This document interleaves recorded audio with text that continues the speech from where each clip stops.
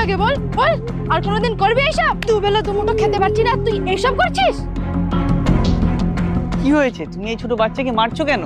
ফারহান, কি হয়েছে? তোমার মা তোমাকে মারছে কেন? বল কি হয়েছে আমাকে। আর এখানে আগুন জ্বলছে কেন? আমার ইচ্ছে করছে মেরে ওকে শেষ করে ফেলতে। আরে তুমি সব কি আজে বাজে কথা বলছো? কি হয়েছে আমাকে বলো, না হলে আমি বুঝবো কি করে? কি হয়েছে তোমার ছেলেকে জিজ্ঞাসা করো, ও কি করেছে। ফারহান, ভয় পেও না, বলো আমাকে কি হয়েছে। আমি মেরেছি না? থাক, মেরো না। ওর তোলা জামা প্যান্ট চশমা জুতো সব পুড়িয়ে ফেলেছে। আমি সারা দিন রাত কষ্ট করে খেটে অল্প কিছু টাকা ইনকাম করি, তাতে আমাদের সংসারও ঠিক মতো চলে না, আর তুই জামা প্যান্ট সব পুড়িয়ে ফেলেছিস? কেন করেছিস এইসব বল? পাপা, ঈদে আমার বন্ধুরা সবাই নতুন জামা কাপড় কিনেছে। ওরা প্রত্যেক বছর ঈদে নতুন জামা কাপড় পরে ঘোরে, আর আমি 2 বছর ধরে ঈদে ওই একটাই জামা পরছি। পাপা, আমাকেও নতুন জামা প্যান্ট কিনে দাও। আমারও ইচ্ছা হয় ওদের মতো নতুন জামা প্যান্ট পরে ঘুরতে। আচ্ছা চল আমার সাথে।